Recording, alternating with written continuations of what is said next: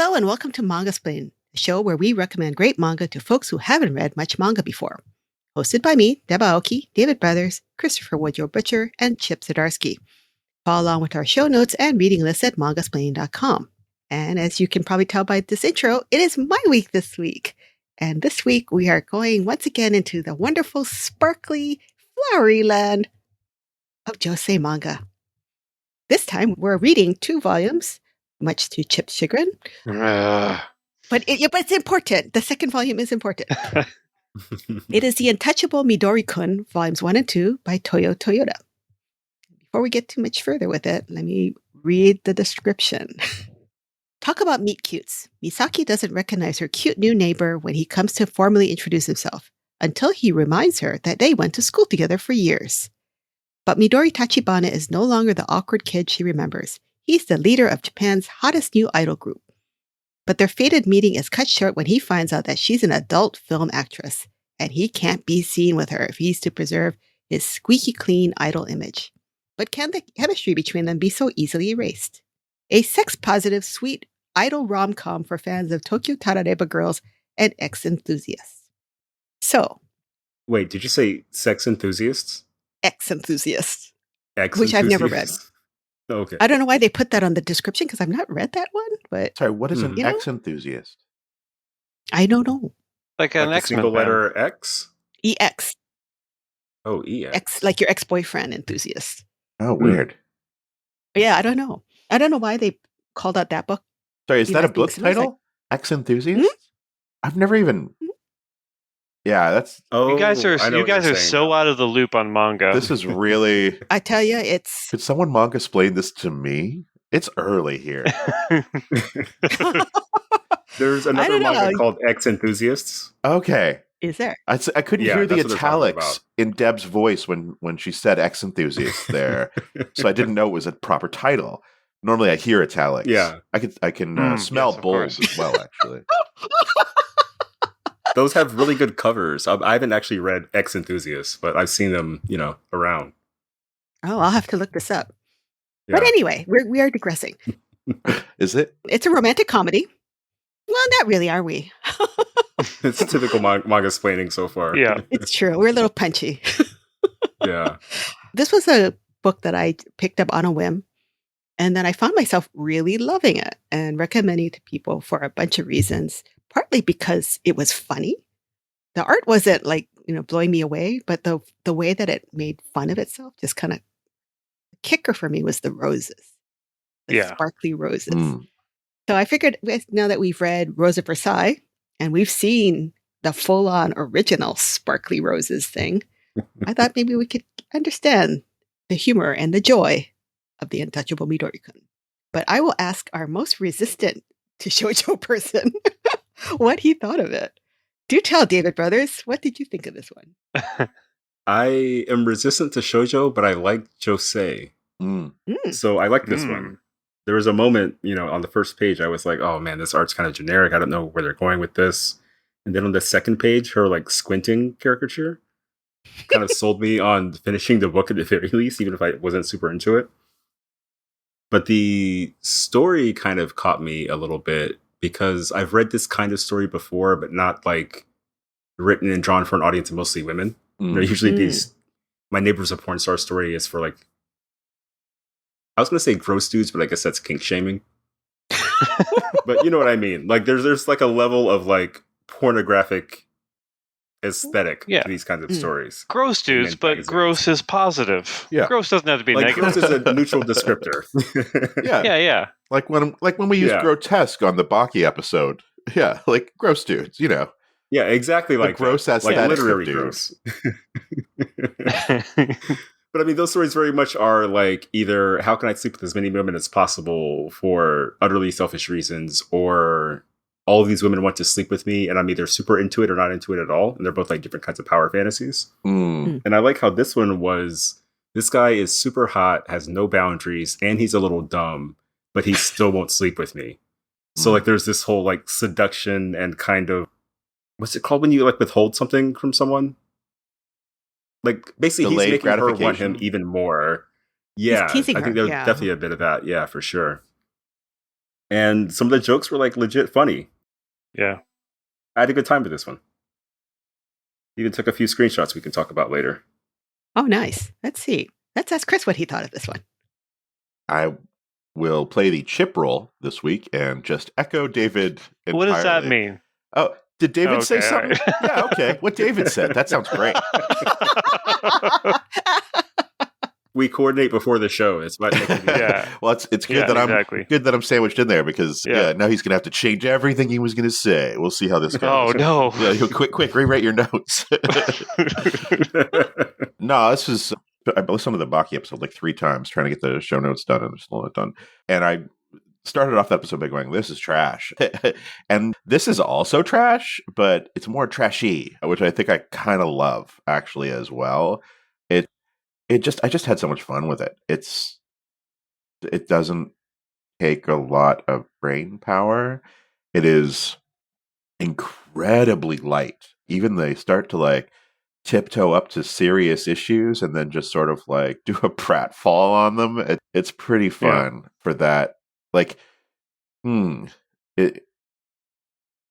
it's a fun time. And I laughed out loud a couple times. There are some amazing little throwaway gag panels. The one I know we should probably save it out of the intro, but the one where I think it's in the second volume, is like, "Oh, and I had a crush on you back then. Everyone knew that I had a crush on you." And she's like, "Really?" And she's like, "Even my dog knew that I had a crush on you."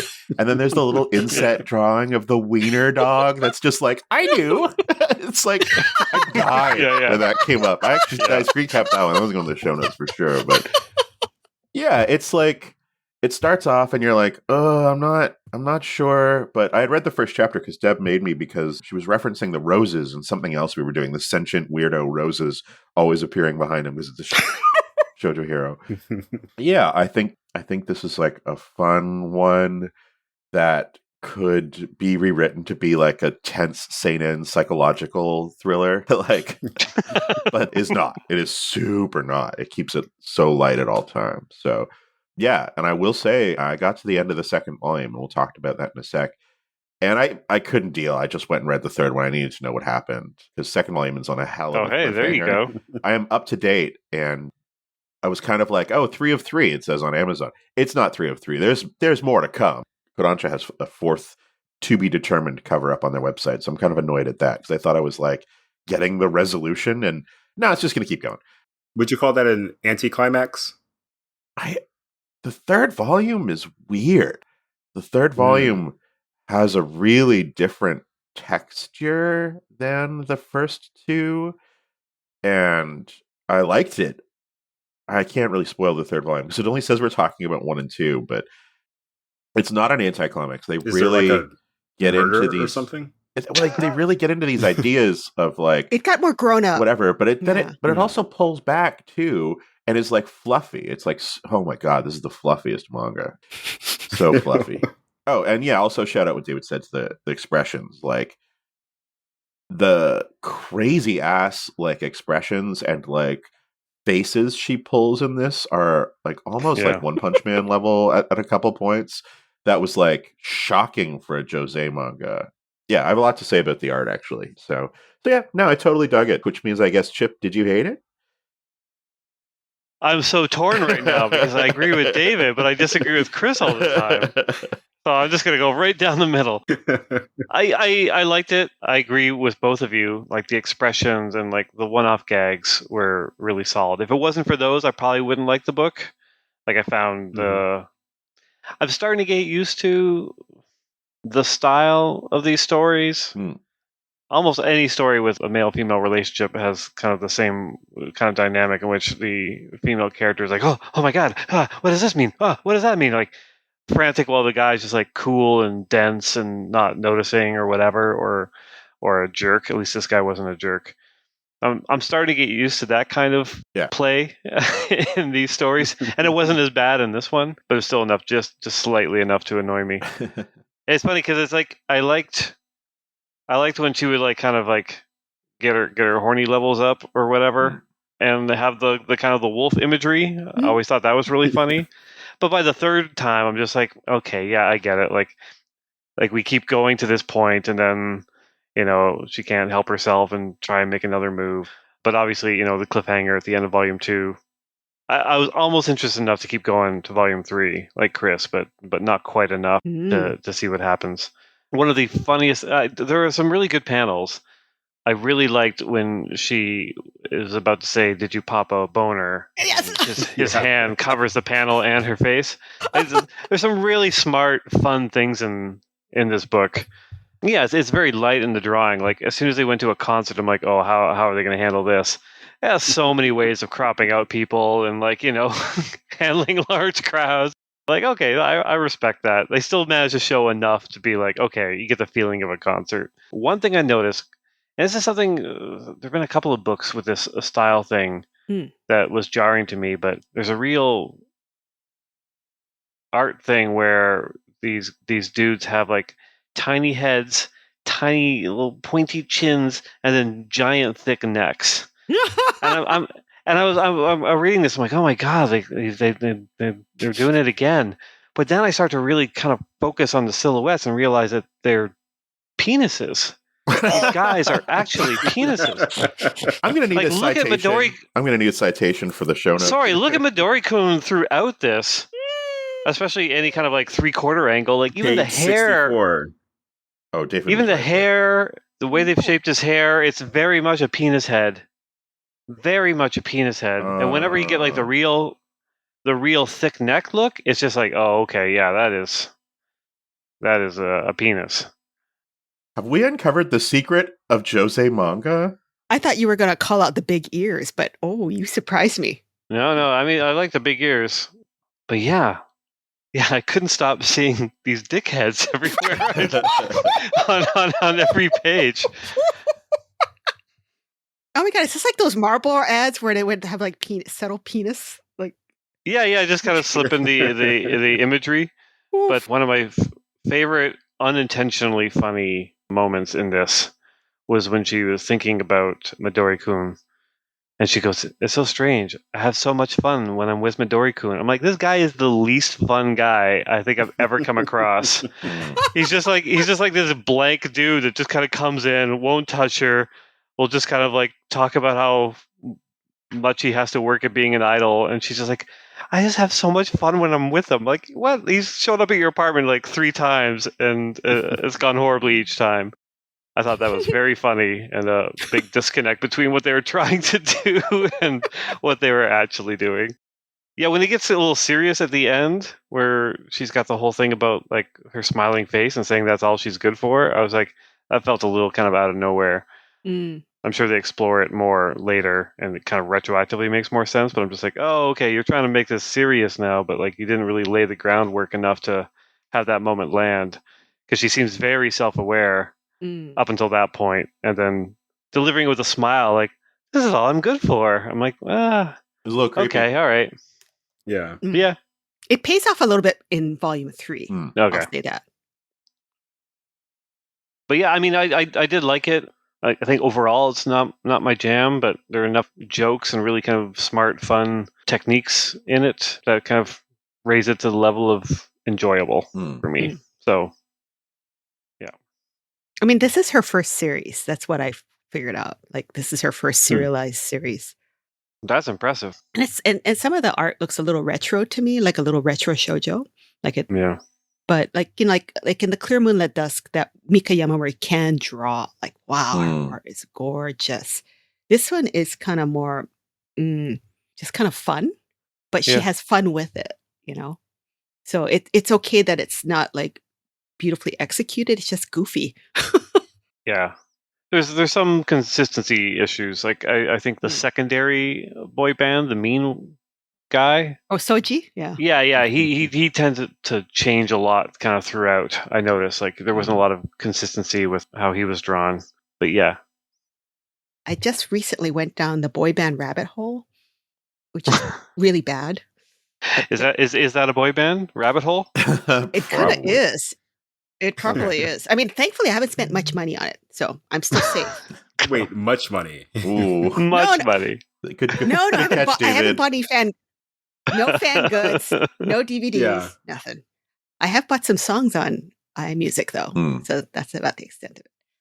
Like I started watching 2 shows. One is called Boys Planet and the other one's called Peak Time.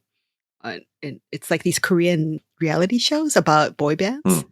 And one is all these young guys from, half of them are from the rest of the world and half of them are from Korea. And they battle it out to be the top 9 to be a brand new boy band. The other one called Peak Time is about a bunch of boy bands who have never quite made it. Either they're never quite got the hype they didn't want it after they debuted, or they joined the military and then they broke up, or things like that. So some of them are very young, some are very old, and they say this is their second chance to make it big. So watching these things, I started getting into like, oh, I didn't know there's this whole vocabulary of boy band, Korean boy band things.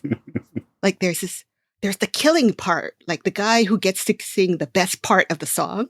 Like where he gets to be really sexy. It's like, and they all battle like, okay, I'm going to get the killing part and then you're going to get rap 1 and I'm going to get sub rap 2. And it's like, there's a killing. That's what they call it. Wow. I like that.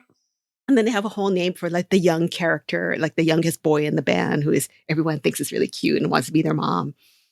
So reading Midori-kun and like as the series goes on, you're starting to meet more of the boys. Like you meet Soji and then in volume 3, you meet the cute one who isn't so cute. And it gets more fun. But yeah, I don't know. It's like, I guess because I started to understand what that world is like. Because before that, I was totally making fun of my cousin who went to all the BTS concerts over the last 3 years. Like she's 5 years older than me, which makes her over 60 now.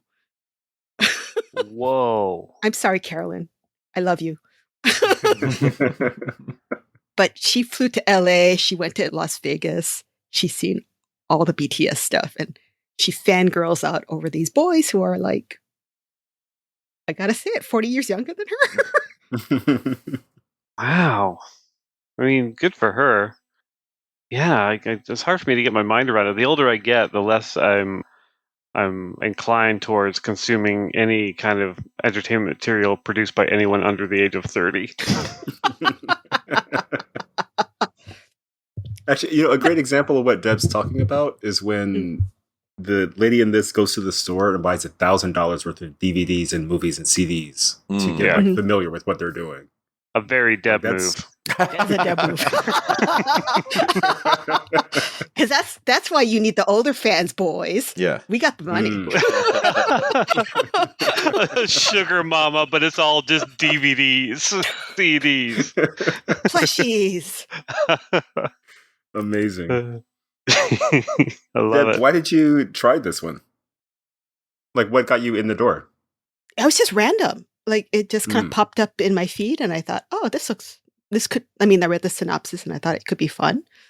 But, like, I read a ton of this stuff, right? I consume this, like, cows eat grass, and it's no skin off my back. But this one I liked a lot because, 1, it was funny.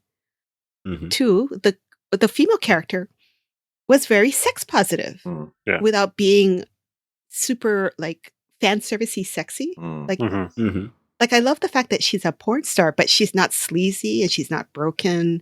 She's proud of her work. And everyone at her job kind of go like, good job today. Kind of like Fred Flintstone, clocking in the stone card at the end of the day. Yeah. That's not like gross porn star, like, like the manager's sleazy and the people are gross. And it's everyone just seemed to be just doing a job. Yeah. And she's like, oh, I do this work and it's made me good money and I'm proud of it. And we don't even really see it. I like that.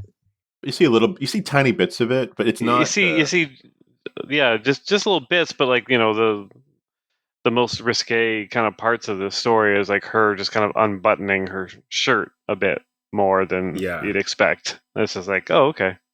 Yeah. It's like if you compare it like with Urusei Yatsura, right? Or Lum, where Lum is like, darling, and she's like all over him, all over the boy, right? Where this one, she's like, you like me, I like you, let's have sex, eh? Yeah. Yeah. It's remarkably mature in how it like treats sex work and how it treats like female desire and how it treats the female characters on the page too.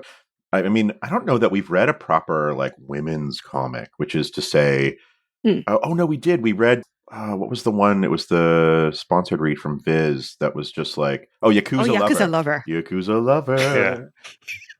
We read Yakuza Lover, and that one's like filthy on the page. And I was kind of honestly waiting for that to happen here. Like, I was flipping the page going, okay, here's where it becomes a ladies comic, because it's that kind of comic is so huge here, and it's like not talked about. Like, I think media for women in general is kind of underplayed and not really talked about, especially coming from Japan. And it's only because BL, like, this is me going way out. So the certified BL experts and literal professors that listen to our podcast, first off, thank you.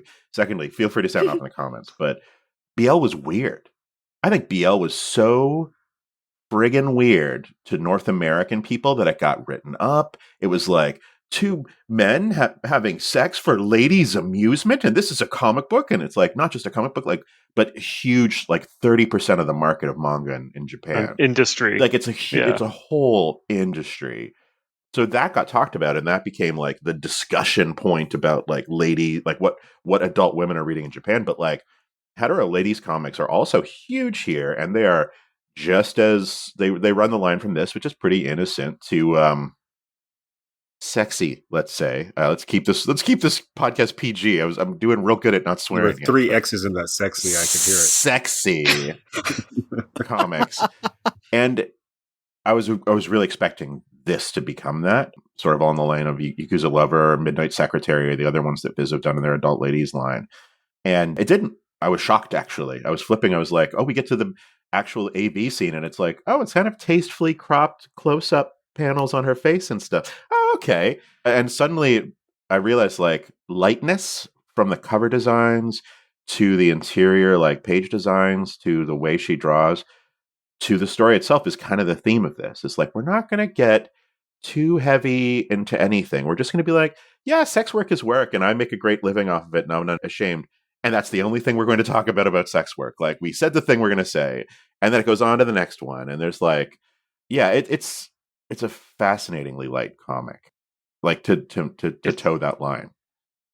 It's funny, like when Deb read the back of the book about how he can't be seen with her because she's a porn star. I'm like, well, that's not really, like, that didn't feel super correct, because the main thing is just like, he just can't have like the distractions, and he can't be touched by anyone. Like, it doesn't dig in too much into the fact that, the porn thing is the real problem. Well, that's a big deal in the first chapter. Yeah, and the Soji chapter. Soji's introduced. Yeah, he Soji brings that up again.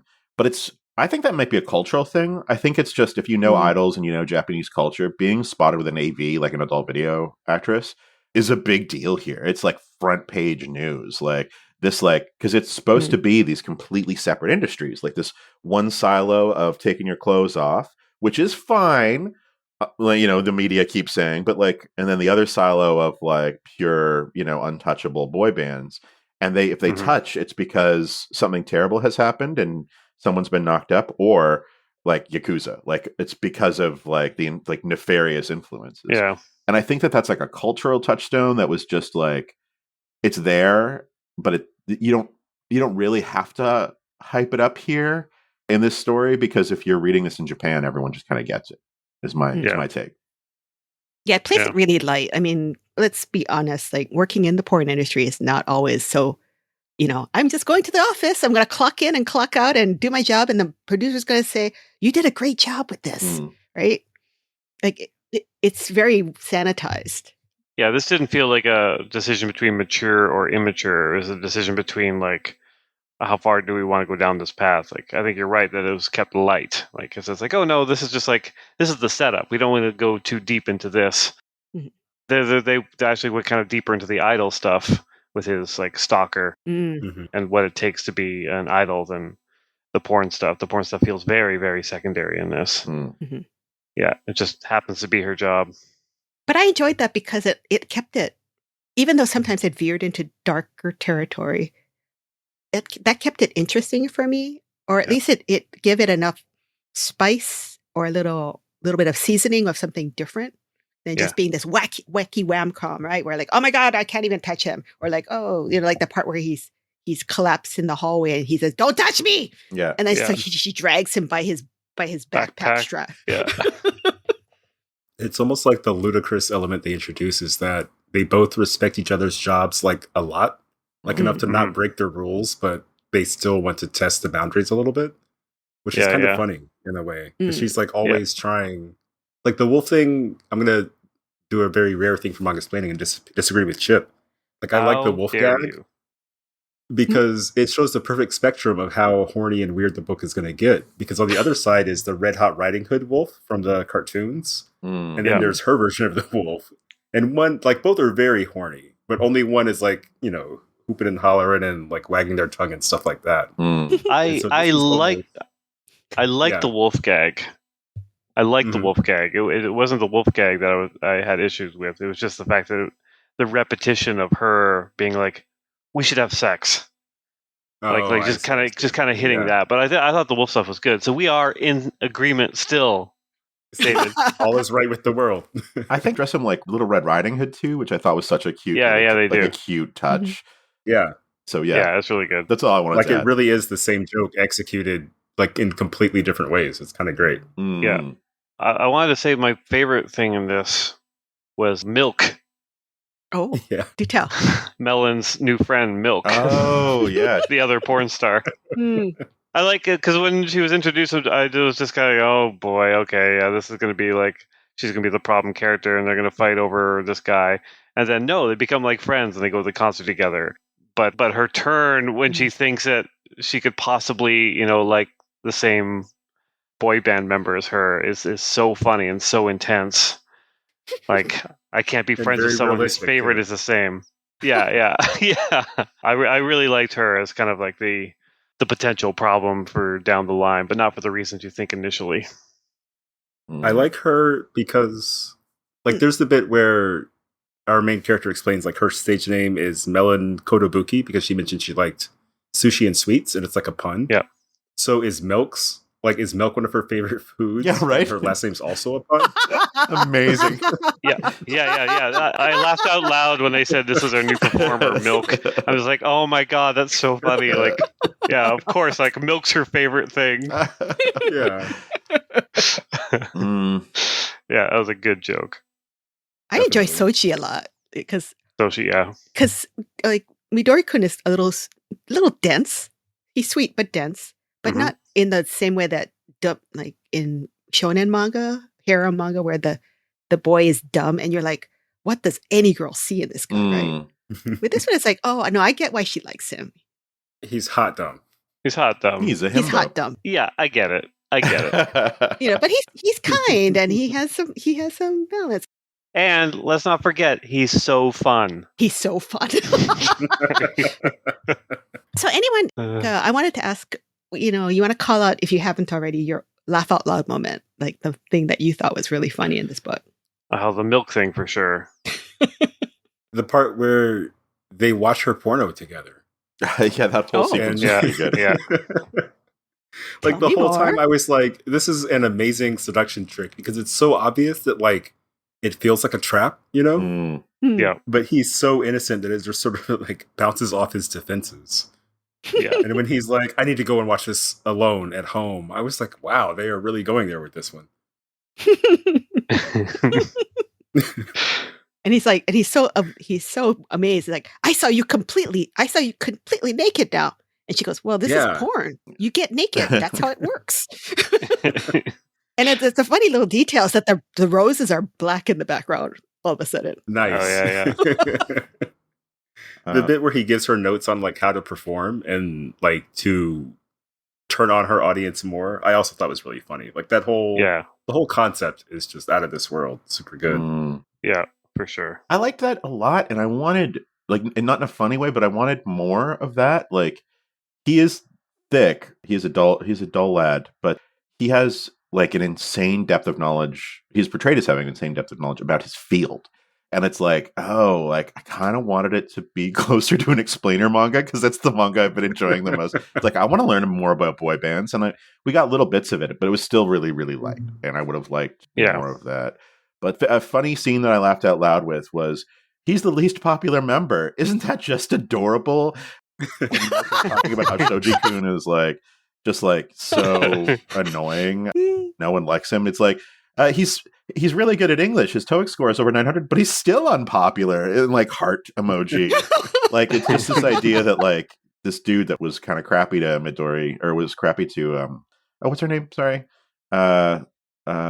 Our lead, Misaki, yeah. Misaki. Melon was crappy to Melon in the previous chapter. It turns out he's the least popular member of the band, so it's like a way to kind of get back at him a little bit. But then Milk is into it. It's just like the little scroll above her head that says "the many forms of love." That killed me. That was like, that was perfect. I loved her explanation where she goes, "Midori is a gateway member. Settling for Midori-kun is like going to Universal Studios and only looking at the globe at the entrance."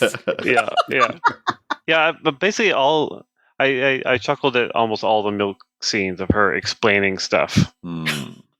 It like even like stands and ships and all that, like just so frantic trying to get this information out there. It was very funny. The fan joke didn't go where I thought it was going to go with Bang and Wink. Oh, really? Yeah. Wink. Yeah. I totally thought they were going to do like a wordplay on Bang, but I think it's like an actual BTS song. By the way. See. It is an actual BTS song. Oh, hey. Yeah, I thought it was going to be a sex thing. Banging. Yeah. But the part where he gets, like, the porn moves too fast for him in terms of plot, like that, I think is my favorite joke. That's also really good. Yeah. And like he's like legit like confuddled, you know. Oh, confuddled. Confuddled. I love that. Is that a word? That's a brand new word. I love that. We're gonna find out.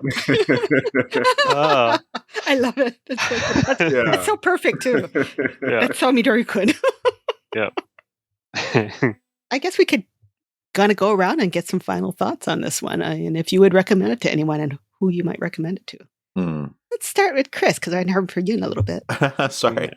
I would totally recommend this, but with the caveat that it's like it doesn't fully explore any of the ideas it brings forward. It's really a rom-com. I was thinking actually when I was reading the third volume, I can't remember who referenced it, but Moonlighting, Sybil Shepherd, Bruce Willis. We referenced it in one of the episodes, I think season or last. I think it was you and Chip. Yeah, I think it was. I mean, it has to be Chip because we're both old. Yeah, exactly. Yeah, but like that, like will they, won't they? They have a sort of like fun, edgy relationship. They don't really work together, but they see each other when they're at home. Like, but they're in the same field. Like, yeah, it kind of gave me those kind of vibes, and it's like kind of, but the lightest possible version of that. It's like a television. It's like a Thursday night, NBC 8 p.m. or 8:30 p.m. It comes on in between Friends and Frasier version of an adult video actress and a version of like a boy band singer, and that's kind of fine. Yeah, I love that this kind of, as Steph said, like cows eating grass manga exists. Like this is going to be someone's like thing that they eat while like, I'm sorry, I'm in Tokyo right now, so let me say this is going to be the manga that someone is like reading while they're sitting at the Starbucks waiting for their friend to arrive, and they are both super young and fashionable and 20. And it's like, oh, Milk got even crazier this chapter. I don't know what's going to happen, and then they talk about something else. It's that kind of manga, and it's the kind of thing that's missing, I think, a lot of the times from North American comics. That kind of like easy. I have arguments about this all the time with learned comics professionals, but yeah, I think North American comics is missing this kind of book. So there's this essay by Kim Thompson, the late Kim Thompson, who was one of the co-founders of Fantagraphics with Gary Groth. It's up on the Comics Journal website. It's called A Modest Proposal, More Crap is What We Need. This was released in the early 2000s. I remember this. And it's this idea that there's like a mushy middle of like just of like the 8:30 slot between Friends and Frasier of comics that exists in the really successful comics industries, which is the Franco-Belgian industry, the Japanese industry, the Korean industry now. And it doesn't exist in North America because that mushy middle that would be the like entryway, like light comics reading is almost exclusively taken up by superheroes, which is like so codified and has its own like things you've got to figure out to start reading superhero comics a lot of the time that it doesn't exist. And he brings up a couple of ideas of what those books might be, which is funny. I won't get it. He's pretty derisive. Like, I don't know. It's the Comics Journal at the height of its being derisive about other kinds of comics days. So like, it doesn't. Not every aspect of the essay holds up, but the core idea is like, there's this kind of gateway comic that we just don't have in English a lot of the time, and manga I think is really filling those gaps with not just books like this, but shoujo and shonen stuff. You know, reasonably relatable starting point situations that kind of get fantastical as they go. And it's really enjoyable, and it's not art comics. It's not like pretentious and not and overly scripted and like overly intense, and it's not, you know, like dumb comics or either, like where it's just like there's nothing going on. You just need something that's like, you know, a 7 out of 10 movie that you go to see. 3.5 stars rates Roger Ebert, like that kind of thing. And it exists in every other industry that's successful, because that's how you keep people. I'm going to petition the Eisner Awards to have a Cows Eating Grass Award. Cows Eating Grass Award, like just for that level. I think of it as a Bachelor Chow from Futurama, just like the like basic level of food that is fine. Like it's like dog food for, you know, bachelors, and you just sort of add hot water and eat it out of a bowl like it's like meaty cereal. And Bachelor Chow is yeah. That's like my go-to Bachelor Chow for like, oh my god, I gotta work. I just gotta go to the store and get something to eat and not think about it. So my current Bachelor Chow is spaghetti bolognese that's available at every 7-Eleven and Family Mart in both Tokyo and Taiwan. So I'm set. It's like, yeah, it's $3. It's totally dinner. Great. Spice it up with a little hot sauce and a lot of little grated Parmesan cheese. And I then sit back at the computer and keep working, you know, and then make up for it later in the week with like a nice, like a real meal. But for Bande Dessinée, by the way, best Bachelor Chow book that I love, which is such a mean thing to say. There's a series of books called Monsieur Jean by Philippe Puy and Charles Barbarian. And it's just like this middle-aged dude that just is kind of hanging out. He's doing stuff. He has a relationship. It doesn't work out. He goes to the country. It's fantastic. D&Q published, I think, 3 or 4 volume stories of them. Did not catch on here. Everyone's like, what do I care about this middle-class French guy eating at nice restaurants? Like, F this book. I don't care about this. And it's like, yeah, it's hard to argue with, actually. But there's something about it. And it's beautiful, too. It's actually, the cartooning and the color is really beautiful. But yeah, mushy middle. And this is like, so that, and I love it. And I want to read the next volume now, whenever it comes out. So that was a very long-winded explanation to say, oh, that's pretty good. 7 out of 10. I'd read the next one.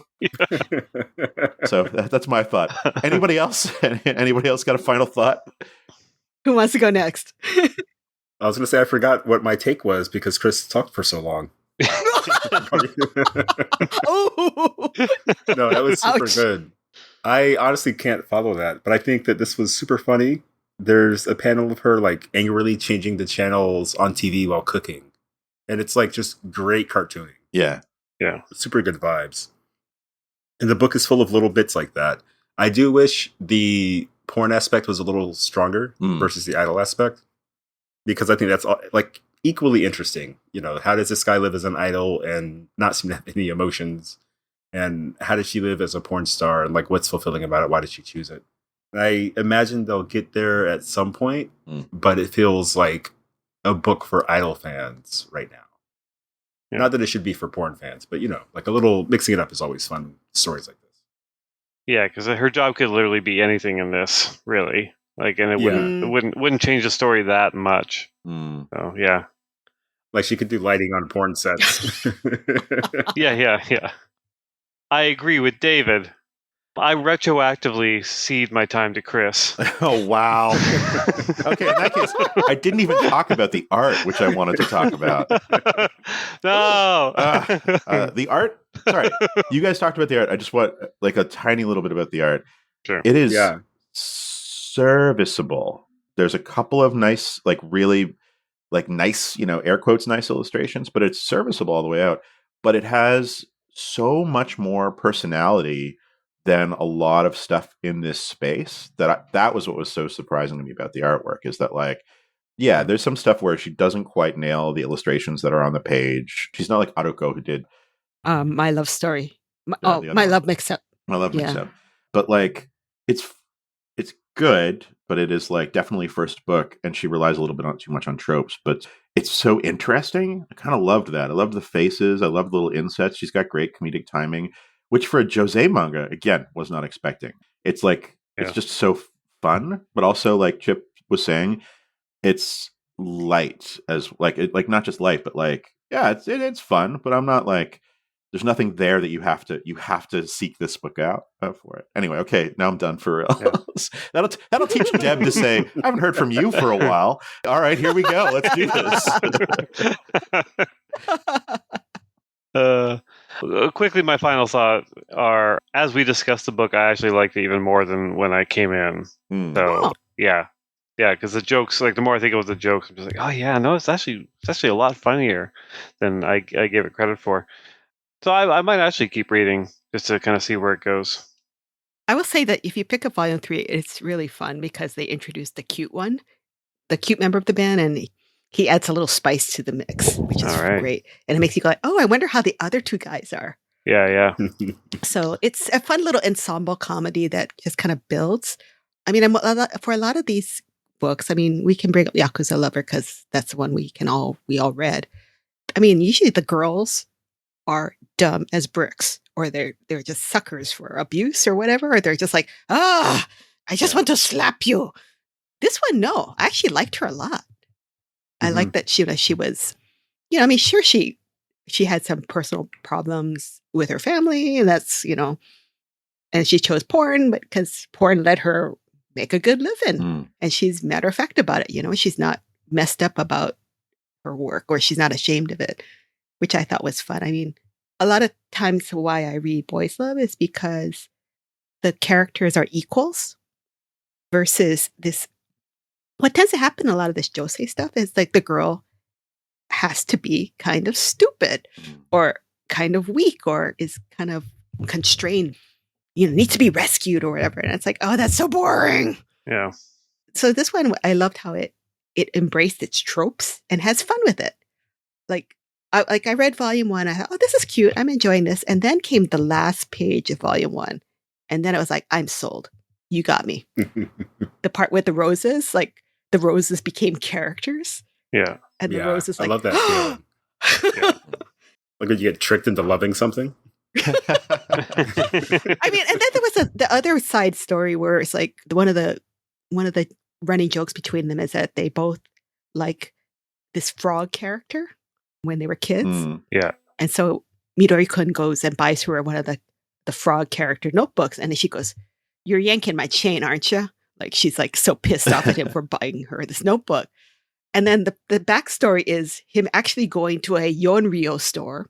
Sanryo, San means 3. Oh, and so Yon is 4, so it's a Yonryo store. And then it's it's made after Kero Kero P, which is the frog character. So that's all this play off of that. And then so he went through all this trouble to go to the Yonryo store to buy this frog notebook. And she's like, what the hell is this? It says this whole story about how he feels he's unappreciated for all the work he put in. So I love her sense of humor, and I think it's really delightful. And it's smarter than it looks. Yeah. In that like makes fun of like boy band tropes, and it makes fun of shoujo manga tropes, and character is, every time you think, oh, it's going to go down this route where the new younger porn star is going to be a rival for Midori-kun, it's like, no, not at all. So the creator's very aware of the tropes and just kind of goes, psych, here's a left turn, and has fun with it. Yeah. I just find this, I've been recommending it to people who are like, oh, I want more Josei manga. It's like, go read this one. I think it's not too heavy, slightly sexy, but it's just a joy. Like I've read it over and over again. And now I want to go back again because I didn't notice that little scene where the dog goes, I knew. It's cute. There are 2 hilarious drawings of dogs in this book. Oh, what's the other one? The dog shows up. There's one earlier where I think he mentions his family dog, maybe, and it's like a ludicrous drawing. We'll have to find it for the show notes. That was our take on The Untouchable Midori-kun. We will be back right after this, and I think we're picking some more books. Let's see what happens.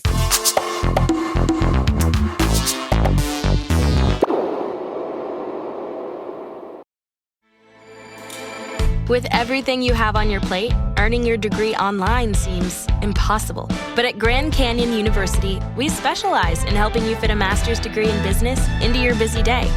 Your graduation team, led by your own GCU counselor, provides you with the personal support you need to succeed.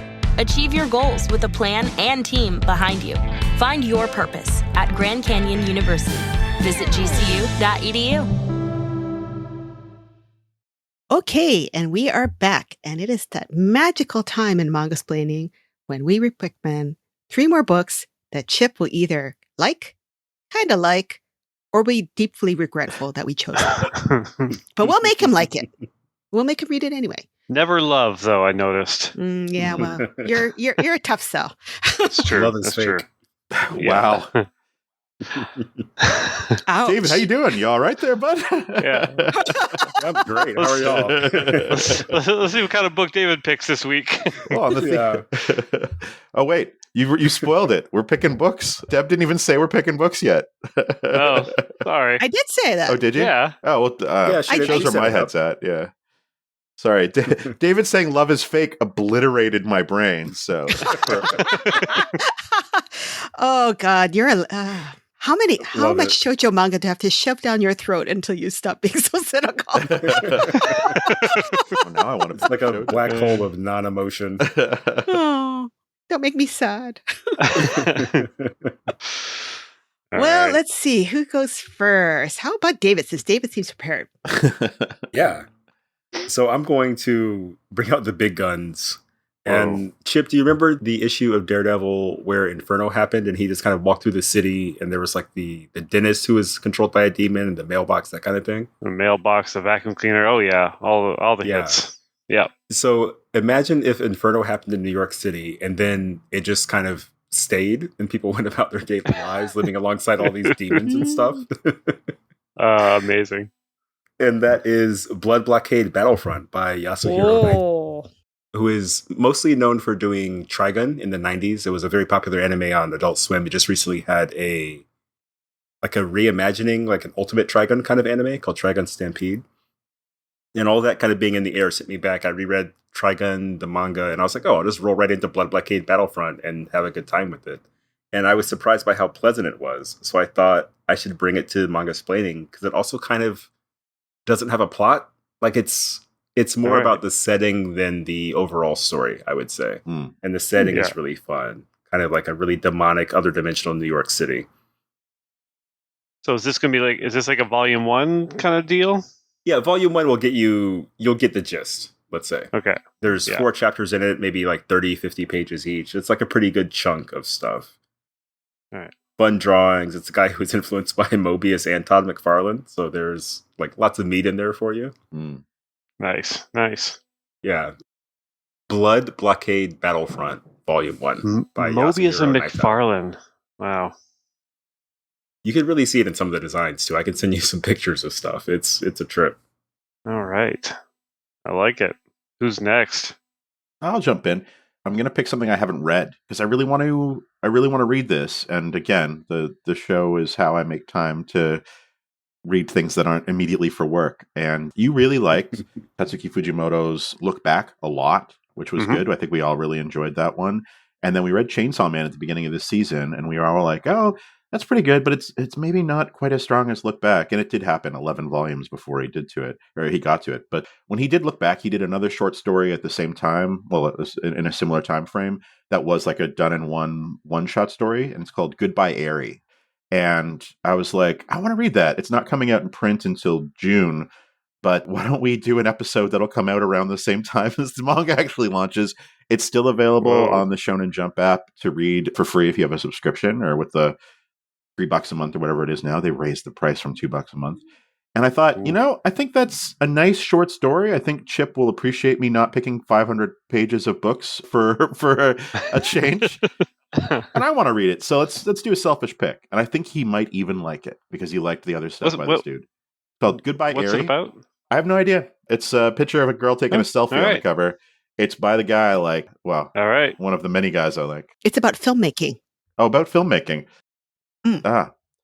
He is a there you go. big film nerd, so maybe it's about... Yeah. That's my pick. Yeah. All right. Deb, what's yours?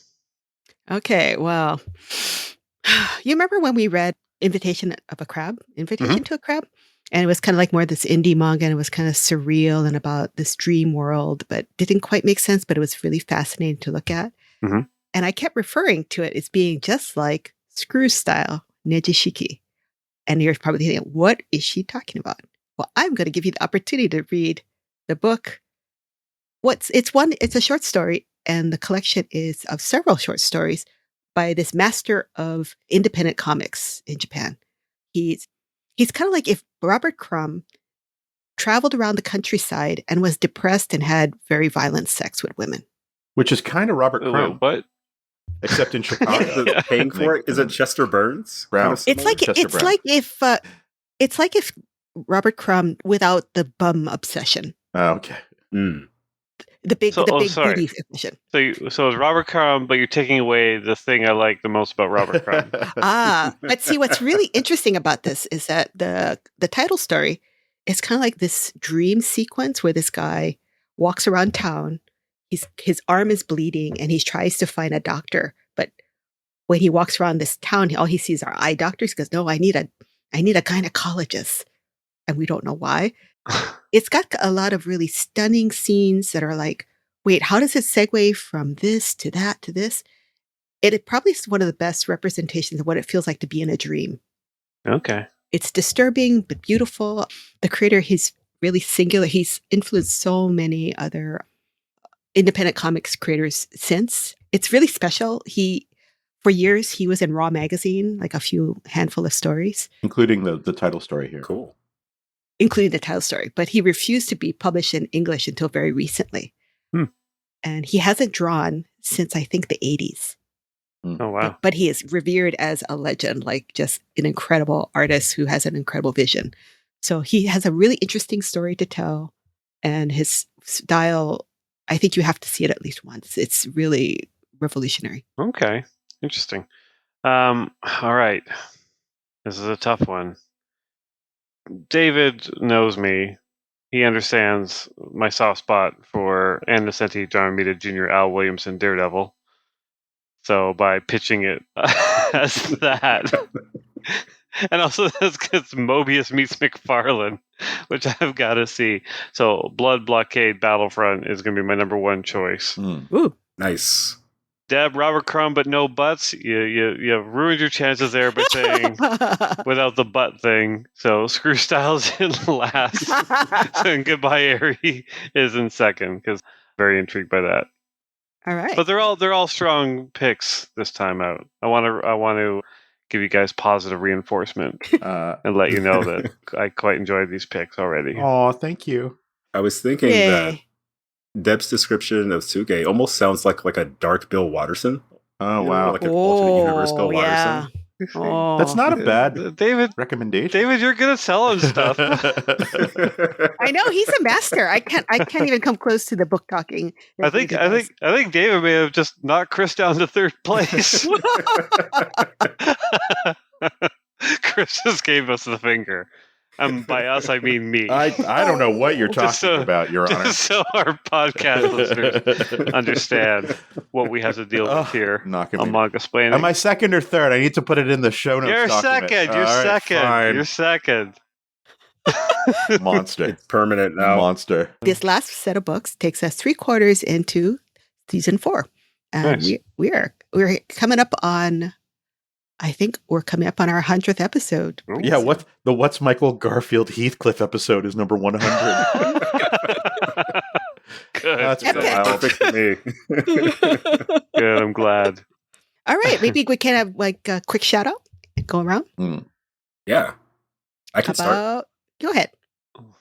So as a kid, my mom did not let me watch The Simpsons because Bart Simpson was a bad influence. And now that I'm almost 40 years old, I'm finally watching The Simpsons from back to front. Oh, wow. From the very beginning. Whoa. Yeah. I didn't know how many jokes that everyone tells every day of my life were stolen from The Simpsons. Yeah. That's what I'm learning on this trip through. So that's my shout out, The Simpsons. It's pretty good. It's going places. I showed Andrew a bunch of The Simpsons in the same way, and he's like, that's where that's from? And I'm like, wait, but it wasn't that's where that's from. It was, wait, did The Simpsons copy other people, or is this where this joke is from? Because he didn't know. And it's like, no, The Simpsons did it. Simpsons did it, which is itself now a reference. Even like, what is it? The Dr. Zayas Planet of the Apes song. Oh my God, I love that. Yes. Kills me. There are so many jokes where I'm like, how does anyone get this many good episodes in a row? You know? Just wait till season 13 and you'll be like, oh, that's how it ends. It ends eventually. Yeah. So have you watched the monorail episode yet? Yeah, so I'd seen Monorail. I saw that before this current run. Like, there were like a handful I saw as a kid. There was like a Treehouse of Horror that I saw as a kid. Monorail I knew. That was still pretty funny. But it's not even like the funniest Simpsons or the funniest Marge episode. No, it's not the funniest Simpsons, but it's the one that really kind of like encapsulates the town. Like that's the episode where you're just like, oh, okay, now I understand Springfield. The one where they had the immigration episode where they're like, we should be kinder to our immigrants, like they're, friends and family like we are. Yeah. And the Scottish guy gets deported at the end and no one cares. Amazing joke. Good. Very scrappy young show. And also I love how poorly drawn the first couple seasons are. Like it's like they're so off model and weird looking, Yeah. It feels like it's one person doing it. Yeah. Just winging it. Even before the first season, go back and check out Simpsons was originally shorts on the Tracy Ullman show. I don't know if Disney Plus has any of those shorts or not. Yeah, there's a clip show that has some of those. Yeah, and it's like those early drawings are like kind of awesome and like how dashed off feeling that they are. Oh, they're so fun. Yeah, even the voices are different. It's wild. Yeah. Yeah, it's a good time. Good shout out, The Simpsons. Who has a more recent shout out than 30 years ago? I've got the newest possible shout out. It's so new, it's Shin, and that's Shin Kamen Rider, which I got to see in the theater. Oh shit, you watched it! Here in Tokyo. So jealous. I was with Kamen Rider superfan Eric Koh. So we read Kamen Rider. We read the like big chunkin' hardcover, and this is just an adaptation of the first 3/4 of that hardcover, maybe the first like the whole, like the original Shotaro Ishinomori stories. It is like adaptation and like barely a modernization. So Anno directed it, who did Evangelion and who did Shin Godzilla. It is a wild movie. It is so charmingly lo-fi. Like anytime they're on bikes, there's like no CG. They're just riding Kamen Rider motorcycles through the forest and through like weird industrial Japanese like Inaka wastelands. It's wow. And then they'll have like a fight scene that'll take place clearly in a studio, but it's like, and it looks a little bit like a Kabukicho Den of Inequity kind of a situation where he's like fighting the Bumblebee girl, or it's a weird. It's a weird movie. It's a weird movie that I think has no Hollywood gloss. That's the other thing. You watch a new Marvel movie and it's like so CGI and like so all the rough edges are kind of buffed out, but you watch like Iron Man and you can kind of see where they're learning what the formula is. That's a completely separate world of film to this movie. Like I don't even know how to explain it, but it's like he looked at everything Hollywood was doing and was going, I am not interested. And so it's not a reaction to that. And it's just like, I've got this vision of Kamen Rider in my head. Here we go. And it's very pure on the screen. And there's a sequence with no spoilers where a sad monologue is delivered. The guy next to me just broke down crying. Like it was so sad to him as like a lifelong Kamen Rider fan that he was just like actual tears. Like, wow. It was in Japanese. I got like 1/100th of what was being said. My Japanese is not good enough to watch Shin Kamen Rider, but like, David, you've got to see it. You've got to see this because as a piece of film, as a counterpoint to Shin Godzilla, it's fascinating. And Deb, when you didn't get to see it when you were here, right? No, I was so sad because I wanted to be around when the big hype happened. I was on a train yesterday. 3 weeks in or 4 weeks in, still decorated entirely in Shin Kamen Rider posters. It was weird. Like so sad. So it's huge here. And every week they have a new giveaway at the theater. So when I was there, I got a signed like a reproduction shikishi signed by all the actors in the movie with like the Kamen Rider illustration. The week before there was trading cards. I think this week if you go, you get a poster. So it encourages repeat That's amazing. visits. Yeah, Japanese movie, the Japanese That's so smart. cinema experience. I went to see the My Hero Academia movie in theaters here, the first one. They gave me a whole ass manga. They gave me a like 140 page like My Hero Academia Volume 0 manga for buying a $19 like ticket to go see this film. Like movie going here is next level. And then here you go. Deb's got the program for Blue Giant, and it's like an actual old style movie program, but it looks like a record. We'll put photographs in the show notes. That's really cool. Like That's awesome. It's beautiful. yeah, it's wild. Like going to the movies here, if you ever get a chance and you have any idea what's going on. And I could follow the whole thing. I probably missed a lot of the subtleties of what was going on due to the lack of language skill. But yeah, it's the exact Ishinomori manga, but like on the screen, but not Hollywood, and it swings back and forth so wildly. Yeah, I'm still processing that movie going experience, but I know I have to see it again with subtitles this time if I can find it. Maybe if I get to Taiwan, it'll have subtitles.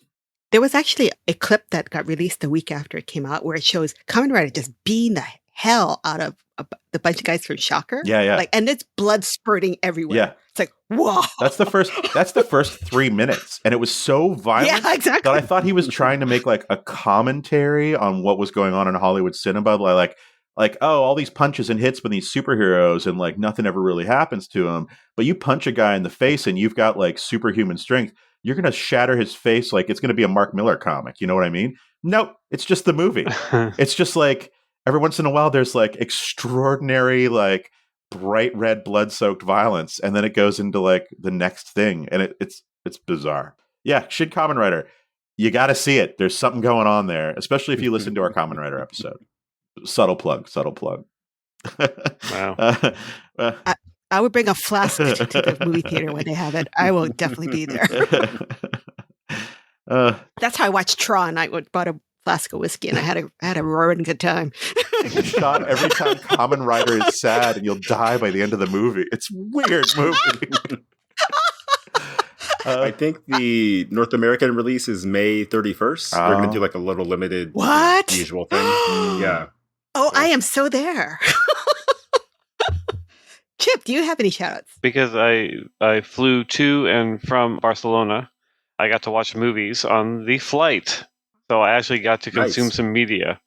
On the way there, I watched Bros. Oh, you watched Billy it? Eichner gay rom-com. Yeah.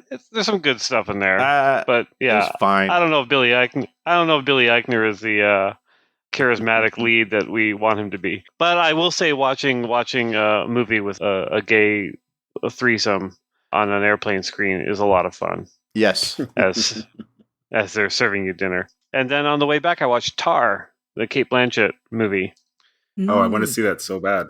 Which is amazing. It's so good. And I really need all of you to see it so we can talk about it. Okay. Because the ending is very much in our wheelhouse. It's very Ooh. It's awesome. It's really good. All I know about the movie is basically the ending, which is about, I'll bleep this.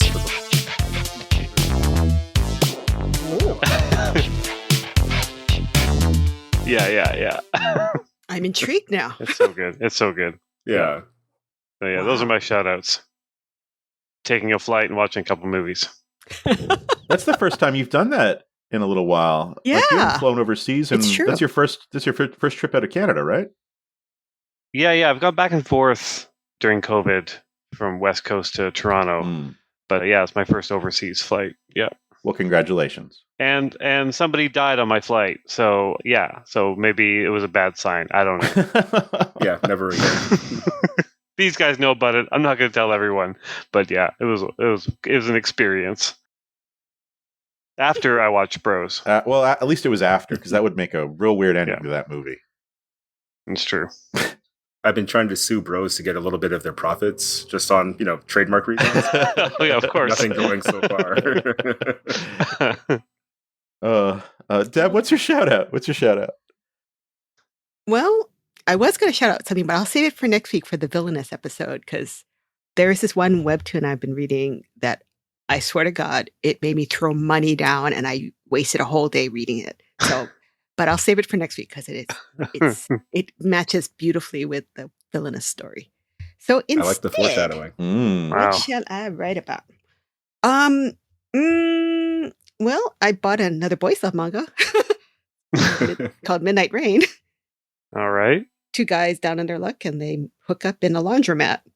It is really sexy. It's a 1 volume. And I love the artist comment, which is, there's a lot of facial hair in this manga. Please enjoy. They know their audience. Wow. It's by That's a Korean great. artist, which is interesting. CTK. Oh. It's interesting because whenever Jenny at Sublime is asked, why don't you publish more Korean comics? She says, because we don't have those relationships. But if it's published in Japanese first, then we can do it. Okay. And so this is one of them. It's cute. There's a scene where the guy is holding the other guy and his shirt's up. And then they have a little omake cartoon in the back where he's like holding up the shirt. And he's saying something kind of like, am I going to take his shirt off or am I putting it on? Which do you think it is? And the other guy goes, I'm freezing, damn it. And then there's this other lovely scene where the cat in the manga is biting the guy's head. Which Adorable. Cat. Oh, I can definitely relate to. Anyway, it's a delightful, it looks really heavy. But I think it's a nice, interesting read. It's a little heavier than Midori-kun, but it scratches that itch. Wow, what a euphemism. We haven't read a BL in a while, actually. Yeah. That one looks good. There's a lot of facial If you hair. guys are up for it, I can always find more. I was going to say, yeah, you prudes just never recommend them. Wow. Okay. Oh. All right, game on, bro. Game on. There you go. All right. Well, that was a fun-filled episode of Manga-splaining. Stick around for more next week when we are going to go down to the land of villainesses. Ooh. Stay tuned.